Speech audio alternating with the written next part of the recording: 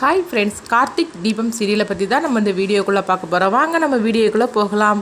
மாயாவையும் மகேஷையும் தான் காட்டுறாங்க. அப்போ மகேஷ் வந்து மாயாவை கொஞ்சிட்டு இருக்கிற மாதிரிக்கு அவங்க காட்டிகிட்டு இருக்கிறாங்க. அப்போ வந்து மாயா சொல்கிறாங்க, இங்கே பாரு, இதெல்லாம் இன்னும் கல்யாணம் முடிகிற வரைக்கும் கொஞ்சம் பேசாமல் அமைதியாக இருக்க மாட்டியா அப்படிங்கும்போது, எனக்கு என்னதான் கல்யாணம் ஆனாலும் சரி தான், அதுக்காக நான் உன்னை விட்டுட முடியுமா இல்லை மறந்துட முடியுமா? சொல்ல பொண்ணாக்கி எனக்கு இந்த கல்யாணம் நடக்கிறது காரணமே நீ தானே அப்படின்னு சொல்லி பேசிகிட்டு இருக்கும்போதே ரேவதி வந்து ஃபோன் பண்ணுறாங்க. அப்போ யார் அப்படின்னு சொல்லிட்டு மகேஷும் ஃபோனை பார்க்குறாங்க. ரேவதி தான் பண்ணுறா அப்படிங்கிறாங்க. சரி, அதுக்கு என்ன, நான் அப்புறமா பேசுகிறேன் அப்படிங்கும்போது உடனே மாயா, டேய் என்னடா சொல்லிட்டு இருக்கிற, ஃபர்ஸ்ட் நீ ஃபோன் அட்டன் பண்ணி என்னன்னு சொல்லி கேளு அப்படிங்கும்போது, இப்போ இதுதானே முக்கியம்னு கேட்கும்போது, ஆமாம் அதுதான் முக்கியம், நீ ஃபோன் அட்டன் பண்ணு அப்படிங்கவும், அப்போ மகேஷும் வந்து ஃபோனை அட்டன் பண்ணுறாங்க. சொல்லு ரேவதி அப்படிங்கும்போது, என்ன பண்ணிட்டு இருக்கிறீங்க அப்படின்னு ரேவதி கேட்கவும், ஒன்னதான் ரேவதி நான் நினச்சிக்கிட்டு இருந்தேன் அப்படின்னு சொல்லவும், நீ என்ன பண்ணிட்டு இருக்கிற அப்படின்னு மகேஷ் கேட்கும்போது, நானும் உங்களை தான் நினச்சிட்டு இருந்தேன் அப்படிங்கிறாங்க. இப்படி இவங்க ரெண்டு பேரும் பேசிகிட்டு இருக்கிறத பார்த்துட்டு அடுத்தது வந்து பார்த்தோம்னா மகேஷ் கேட்குறாங்க, என்ன ரேவதி எதுக்கு ஃபோன் பண்ண அப்படிங்கும்போது, மாமா உங்களுக்கு ஃபோன் பண்ணி விஷயத்த சொன்னாரா, நாளைக்கு பந்தல் கால் விசேஷம், அதுக்காக வந்து உங்களை கூப்பிடுறதுக்காக தான் நானும் உங்களுக்கு ஃபோன் பண்ணேன்னு அப்படிங்கவும், ஆமாம் ஏற்கனவே மாமா ஃபோன் பண்ணி சொல்லிட்டாரு அப்படிங்கும்போது, சரி நீங்களும் அண்ணியும் சீக்கிரமா வந்துருங்க அப்படிங்கும்போது, சீக்கிரமாவே வந்துடுது அப்படின்னு சொல்லிட்டு ஃபோனை வைக்கிறாங்க. அடுத்து பார்த்தோம்னா மகேஷ் வந்து மாயா கிட்ட இந்த விஷயத்த சொல்லவும், அப்போ மாயா சொல்றாங்க, பந்தல் கால் வரைக்கும் இந்த ஃபங்க்ஷன் வந்துருச்சுது, அடுத்தது கல்யாணம் தான், இந்த கல்யாணம் மட்டும் நல்லபடியாக முடிஞ்சிருச்சுன்னு வச்சுக்கோங்க, அதுக்கப்புறம் நம்ம நினச்சது எல்லாமே நடந்துரும் அப்படிங்கிறாங்க. இப்படி அவங்க சொல்லி ரொம்ப சந்தோஷப்பட்டுட்டு இருக்கிறாங்க. அடுத்து பார்த்தோம்னா சந்திரகலா வந்து அவங்க சிவனாண்டிக்கு ஃபோன் பண்ணுறாங்க. அப்போ அவங்க கேட்குறாங்க, என்ன சந்திரா இந்த நேரத்தில் ஃபோன் பண்ணியிருக்கிற அப்படிங்கும்போது, என்னங்க அந்த டிரைவர் வந்து என்னை கண்டுபிடிச்சிட்டான், கலசத்தை நான் தான் எடுத்தேன்னு சொல்லி கண்டுபிடிச்சிட்டான் அப்படிங்கிறாங்க. என்ன சொல்கிற சந்திரகலா அப்படிங்கும்போது, என்ன நீ தான் கண்டுபிடிச்சேன்னு சொல்லிட்டு எல்லாத்தையும் சொல்லிட்டானா அந்த டிரைவர் அப்படிங்கும்போது, இல்லைங்க ஆனால் கிட்டத்தட்ட கண்டுபிடிச்ச மாதிரிக்கு தான் அப்படிங்கும்போது, நீ என்ன சொல்ல வர, எனக்கு ஒன்றுமே புரிய மாட்டுக்கு அப்படின்னு சிவனாண்டி சொல்லவும், இல்லைங்க அந்த டிரைவர் என்ன தெரியுமா சொல்லிட்டு இருக்கிறான், எங்கள் அக்கா கிட்ட இந்த வீட்டில் உள்ளவங்க தான் யாரோ எடுத்து கொடுத்துருக்காங்க அந்த கலசத்தை அப்படின்னு சொல்லிட்டு அவன் என்னை பார்த்தே சொல்லிட்டு இருக்கிறாங்க அப்படிங்கவும், அப்படி தானே சொன்னான், மற்றபடி வந்து நீ தானே சொல்லலை அப்படிங்கும்போது, ஆனால் அவன் இப்படி சொல்லும் போது என்னை பார்த்துட்டே சொன்னான்னா, அதனால் கண்டிப்பாக அவனுக்கு விஷயம் ஏதோ தெரிஞ்சிருக்குங்க அப்படிங்கிறாங்க. எவ்வளோ சீக்கிரம் அந்த டிரைவரை வந்து இந்த வீட்டை விட்டு அனுப்பிவிடணும், ஆனால் எங்கள் அக்கா தான் அவனை முழுசாக நம்புறாள், இப்போ என்ன பண்ணுறதுக்கோ தெரியல அப்படிங்கும்போது, இங்கே பாரு நம்ம அவங்ககிட்ட ரொம்ப ஜாக்கிரதையாக இருக்கணும், சரி நீ இவ்வளோ நேரம் பேசிகிட்டு இருக்காத, இதை கூட பார்த்துட போகிறேன் அப்படின்னு சொல்லும்போது, சரிங்க நான் ஃபோனை வைக்கிறேன்னு சொல்லிட்டு சந்திரகலா திரும்பி பார்க்குறாங்க. அங்கே கார்த்தி நின்றுட்டு இருக்கிறாங்க. உடனே சந்திரகலா அதிர்ச்சி அடைகிறாங்க, ஐயோ இந்த டிரைவர் நம்ம பேசுகிறது எல்லாம் கேட்டிருப்பாரோ அப்படின்னு சொல்லிக்கிட்டு, நீ எப்போ வந்து எதுக்காக வந்து அப்படின்னு சொல்லி கேட்கவும், நான் காற்று வாங்குறதுக்காக அங்கே வந்தேன் அப்படின்னு கார்த்தி சொல்லும் போது, அப்போது நம்ம பேசுகிறத ஒன்றும் கேட்கல போலுக்கு அப்படின்னு சொல்லிட்டு சந்திரகலா அங்கேருந்து கிளம்பி போகிறாங்க. ஆனாலும் கார்த்தி வந்து சந்திராவே பார்த்துட்டு இருக்கிறாங்க. அவங்களும் ஒரு பதட்டத்தோடய போயிட்டுருக்குறாங்க.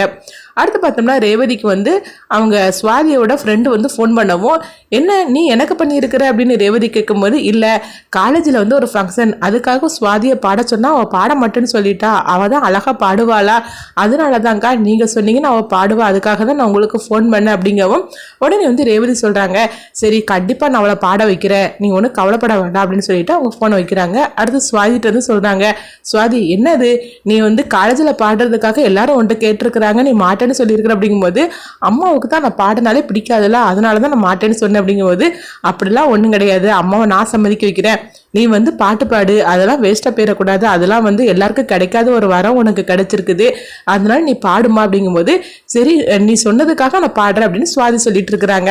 அடுத்து பார்த்தோம்னா வந்து பந்தக்காலுக்காக வந்து எல்லாமே ரெடி பண்ணிட்டு இருக்கிறாங்க.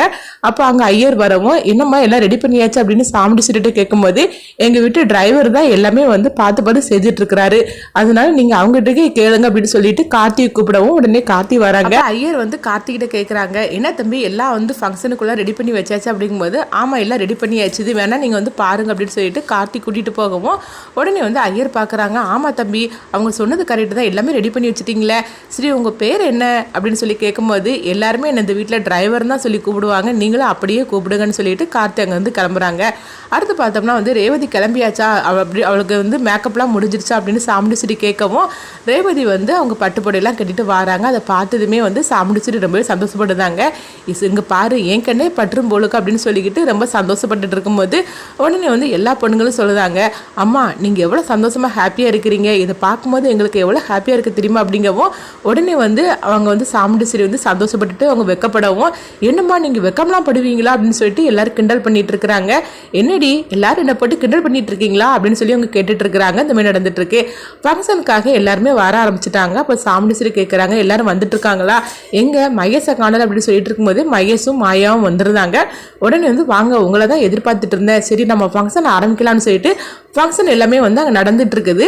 அப்போ சாமுண்டீஸ்வரி வந்து வாசலே பார்த்துட்டு இருக்கவும் அப்போ உங்கள் கணவர் கேட்குறாங்க, என்ன சாமுண்டீஸ்வரி நானும் அப்பல இருந்து பார்த்துட்டு இருக்கேன், நீ யாரை பார்த்துட்டு இருக்கிற அப்படிங்கும்போது, ஒன்றும் இல்லைங்க என் டாக்டர் ஃப்ரெண்டு தான், அவள் வந்து இன்னைக்கு ஃபங்க்ஷனுக்கு வாரன்னு சொன்னா, அன்னைக்கு நிச்சயார்த்ததுலையே அவள் பொண்ணுக்கு இந்த மாதிரி நடந்து போச்சுல, அதனால பாதிலேயே போயிட்டாளா, அதனால இன்னைக்கு வாரன்னு சொன்னா அவளை தான் எதிர்பார்த்துட்டு இருக்க அப்படிங்கவும் மகேஷும் மாயாவும் அதிர்ச்சி அடைகிறாங்க.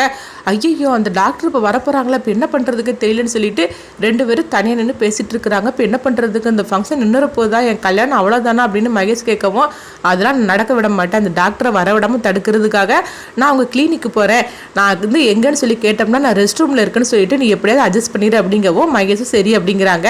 அடுத்து பார்த்தோம்னா மாயா வந்து ஆட்டோவில் ஏறி அவங்க வந்து ஹாஸ்பிட்டலுக்கு போயிட்டு இருக்கிறாங்க. என்ன பண்ணலாம்னு சொல்லிட்டு பார்த்துட்டு இருக்கும்போதே அவங்களுக்கு அன்னைக்கு ஹாஸ்பிட்டல் போகும்போது ஒரு மருந்து ஞாபகம் வருது. உடனே இந்த மருந்தை வச்சு நம்ம வந்து அவங்கள வரவிடாமல் பண்ணிடலான்னு சொல்லிட்டு கிளம்பி போயிட்டு இருக்கிறாங்க. மாயா வந்து அவங்கள வரவிடாமல் தடுத்துருவாங்களா, அடுத்துதான் அந்த கதை என்ன மாதிரி கொண்டுட்டு போகிறாங்கன்னு சொல்லி நம்மளும் வெயிட் பண்ணி பார்க்கலாம்.